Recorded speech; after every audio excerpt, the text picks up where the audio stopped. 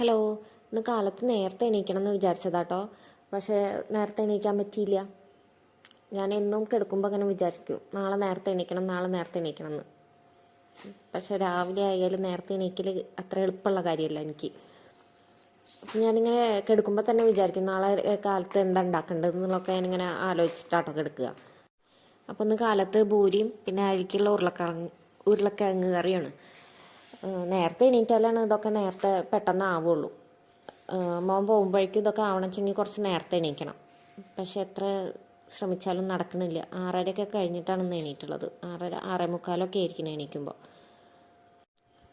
അതുകൊണ്ട് ഞാനിന്ന് കുളിയൊക്കെ നേരം വൈകി, എണീറ്റ വഴി കുളിച്ചില്ല. അപ്പോൾ ഞാൻ വിചാരിച്ചു ഇതൊക്കെ ആവട്ടെ, അതിൻ്റെ ശേഷം കുളിക്കാമെന്ന്. പിന്നെ ഇന്ന് ചോറല്ല കേട്ടോ വെക്കണത്, ഇന്ന് വെജിറ്റബിൾ ബിരിയാണി വെക്കാച്ചിട്ടാണ്. അപ്പം അതാവുമ്പോൾ പെട്ടെന്നാവുമല്ലോ. ആര്യനും അത് ഇഷ്ടമാണേനും. ബിരിയാണി അരി നോക്കിയപ്പോൾ ഞാനിവിടെ ഉണ്ടെന്നാണ് വിചാരിച്ചത്. പക്ഷെ അത് വളരെ കുറച്ചേ ഉണ്ടായിരുന്നുള്ളൂ. ഒരു ഗ്ലാസ് തികച്ച അരി എടുക്കാനില്ല. ഒരു ഗ്ലാസ്സൊക്കെ വെച്ചിട്ടുണ്ട് വെച്ചെങ്കിൽ ഞങ്ങൾക്ക് കറക്റ്റാണ്. പക്ഷെ ഒരു ഗ്ലാസ് എടുക്കാണ്ടായിരുന്നില്ല. അപ്പോൾ ഉള്ളത് വെച്ച് ഉണ്ടാക്കി. എല്ലാ പ്രാവശ്യവും ഇങ്ങനെ ബിരിയാണിയൊക്കെ ഉണ്ടാക്കുമ്പോൾ നന്നാവാറുണ്ട് കേട്ടോ. ഇന്ന് എന്താ ഉണ്ടായിന്നറിയില്ല. ഭയങ്കര മോശമായിരുന്നു ബിരിയാണിയുടെ അവസ്ഥ. ആര്യ എങ്ങനെ സ്കൂളിൽ കൊണ്ടുപോയി കഴിച്ചതാണാവോ. ഞാൻ പിന്നെ തൈരൊക്കെ കൂട്ടി കഴിച്ച് അഡ്ജസ്റ്റ് ചെയ്തു. അവനാണെങ്കിൽ തൈരൊന്നും ഇഷ്ടമല്ല. കുഴപ്പമൊന്നുമില്ല, അവൻ സ്കൂൾ വിട്ട് വന്നപ്പോൾ ഒന്നും പറയുകയൊന്നും ചെയ്തില്ല.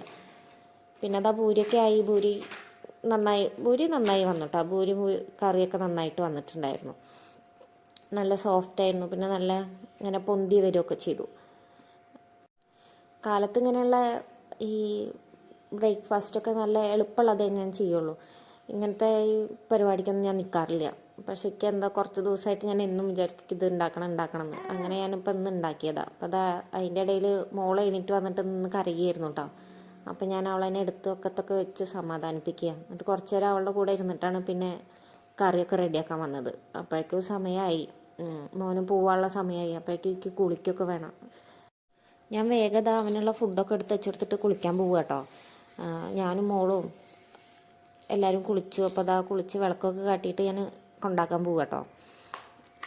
അമ്മ വന്നിട്ട് മോളെന്നായിട്ട് തറവാട്ടിക്ക് പോകുന്നുണ്ട്.